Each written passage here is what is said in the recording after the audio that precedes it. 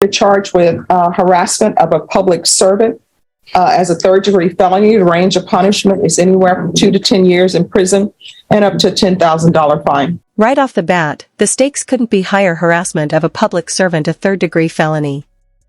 That's 2 to 10 years behind bars and up to $10,000 in fines. Folks, this isn't a slap on the wrist. This is Texas-level serious business. Imagine standing there knowing your next words could seal your fate. 2021 CR 7768, State of Texas versus Wendy Rathbone.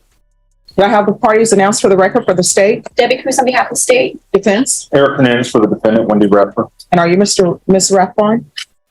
Yes, Rathbone. Okay, thank you. Mr. Cooks, are you able to, Deputy, can he? Sorry. No. You can just move him down to that end. Okay. And Judge Daniel Escobar for the state, so speak again. Right. Counsel, you received all the discovery in this case, and did you review it with your client? I have, Your Honor. Court will find that the state is in compliance with discovery. Ms. Rathbone, I'm showing you what's entitled Application for Community Supervision. Did you review that with your attorney? Did you understand it? Yes, ma'am. Next, I'm showing you what's entitled True Bill of Indictment. Did you review that with your attorney? Did you understand it? Yes, ma'am. Counsel, do you waive the reading of the indictment? So waive, Your Honor. State, are you proceeding on the indictment as presented? Judge, we're proceeding on count 1 and waiving count 2. Any objection? None whatsoever.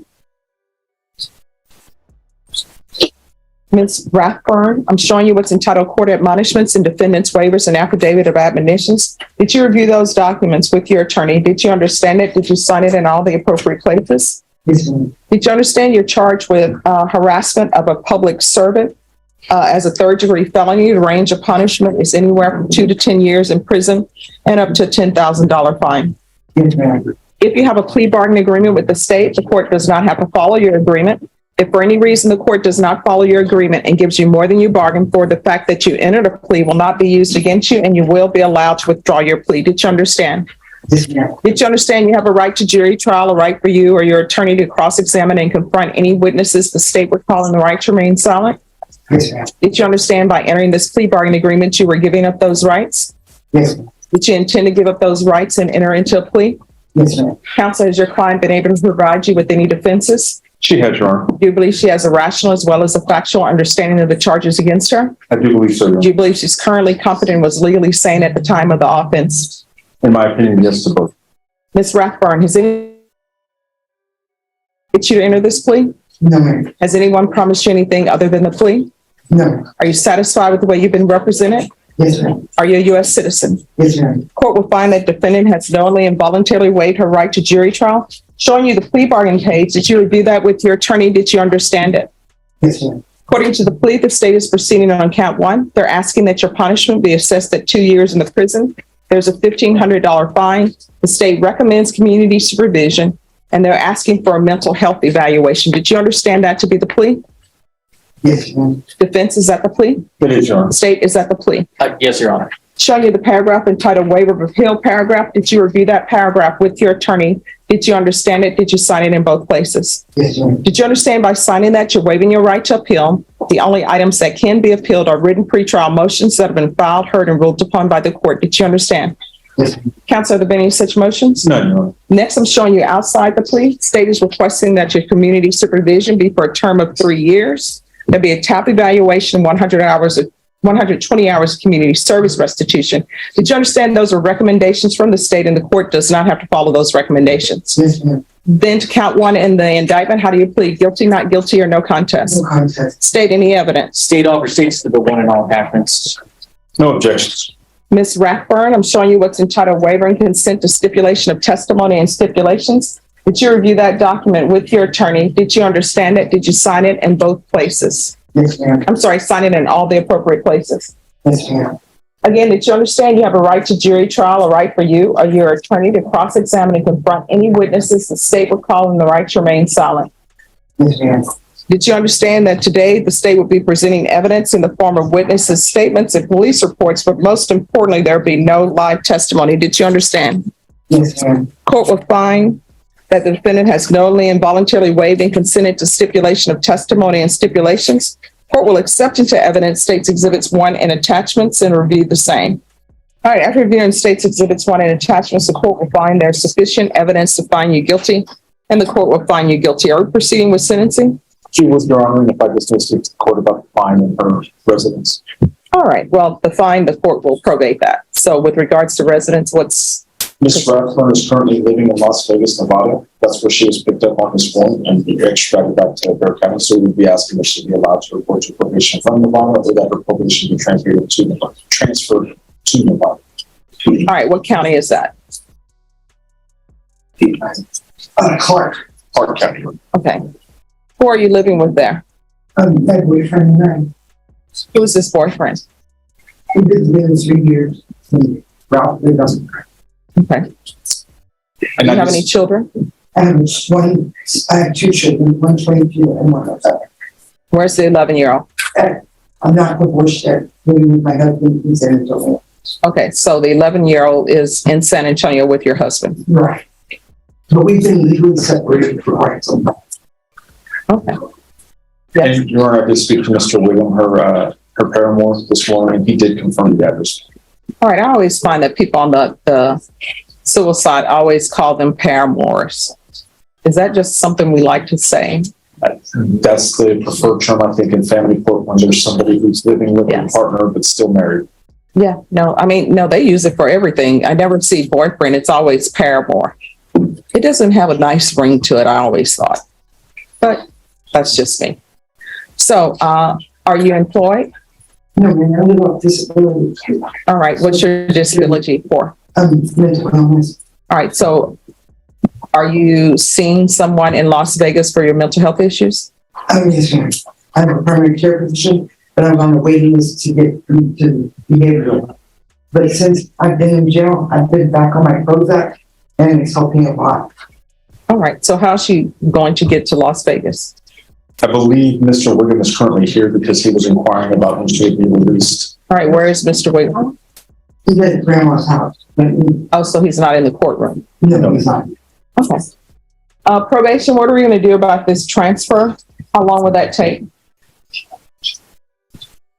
It's by permission for her to leave with the travel permit. In the meantime, I cannot answer specifically how long it would take for the transfer. Because they have to, the receiving state has to approve. All right, I'll give her permission to travel to Las Vegas. Any objection from the state? No, Your Honor. All right, so this is what the court is going to do. The court is finding you guilty. Court will give you permission to travel to Las Vegas. While in Las Vegas, there's to be weekly reporting to probation by Zoom until transferred. And I'm going to request a transfer to Las Vegas. The only reason why I'm letting you transfer there, based upon what your attorney is telling me, it appears that you're receiving treatment there and you're stabilized there. It's to be continued. Who is your caregiver out there? I don't have. What's your doctor? Well, what's the doctor's name? Oh, D.B. Omar, it's the primary care physician. And I was getting transferred to mental health solutions. All right. So I can prove all that, once I'm back home. I just don't have any of this stuff here. There's to be continued treatment with the primary care physician. I want a MIC evaluation that can be done out of custody.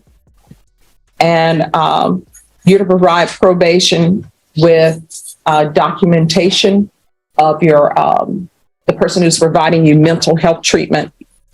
Okay. And in Nevada. Off the record for a moment. Caroline, I'm sending you the signed documents on Mr. Chrisman. Okay.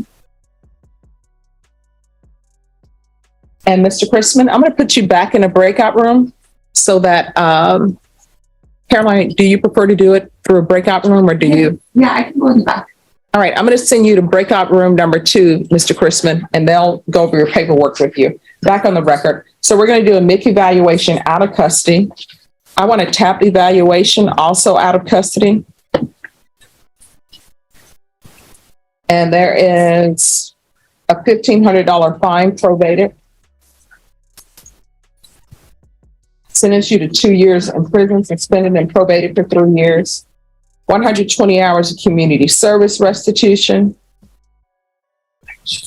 Proof of SSI or employment within 30 days. There's to be no employment as a home health care provider or with minors. There's to be no unsupervised contact with minors. And what is your boyfriend's name? Raphael Wiggum. All right. And Raphael Wiggum, probation, if she's having visitation with her 11-year-old, he cannot be listed as a chaperone for that. And 40 hours of the community service hours will be waived if you provide proof of the COVID vaccination. The court is not requiring it, but if you do, then 40 of those hours will be waived. Probation, is there anything else she needs? No, Your Honor. Is there anything else you need from the court to be successful? No, ma'am. All right. Did you sign a document entitled Trial Court Certification of Defendant's Rights to Appeal with your attorney? Did you understand it? Yes, ma'am. Because this is a plea bargain agreement, because I followed your plea bargain agreement, and because you waived your right to appeal, you do not have the court's permission to appeal. Do you understand? Yes, ma'am. And because this is a felony conviction, you're not allowed to own or possess any weapons or ammunition. If you have a question over what a weapon or ammunition is, you'll need to speak to an attorney. Do you understand? Yes, ma'am. All right, we can go off the record. Ms. Rathbone, nobody likes to be spit on. So I know you were probably having a mental health episode, but that just cannot be done, okay? Yes. All right, you need to continue to follow through with your medical appointments, all right? Yes, ma'am. And I did get the second COVID shot while I was with her. All right, thank you. Have a good one. Pause for a second. Did you catch that by entering this plea, Wendy is giving up her right to a jury trial, her right to cross-examine witnesses, even her right to remain silent? That's a massive decision in any courtroom. What would you do if the judge asked you to make this choice on the spot? No contest, this is it. She's not admitting guilt outright, but she's essentially letting the court decide. And check this out, no live testimony today, just stipulations and police reports. That's a courtroom shortcut, but it still has the same heavy consequences. The drama isn't always loud, sometimes it's in the silence. Now we step into the human side of this case. Wendy's living situation, her children, her mental health, these details matter. The judge isn't just sentencing a crime, she's assessing the life behind it. Imagine being judged not just for an act, but for your stability, your care network, and your very identity. What do you think? Should personal circumstances influence sentencing this much? Look at this. Probation isn't just a free pass, it's a web of requirements. Weekly Zoom check-ins, community service, mental health evaluations, restrictions on employment and contact with minors. Every detail is tracked. This isn't leniency, it's controlled freedom. Anyone else feel like this is like living under a legal magnifying glass? And here's the kicker, the suspended prison sentence hangs over her like a sword of Damocles, but the real weight comes from the probation conditions. Judge Boyd isn't just punishing past behavior, she's reshaping the future. Every rule, every restriction is a brick in a psychological cage designed to transform her life. Mercy in this courtroom, it comes wrapped in relentless, unyielding accountability.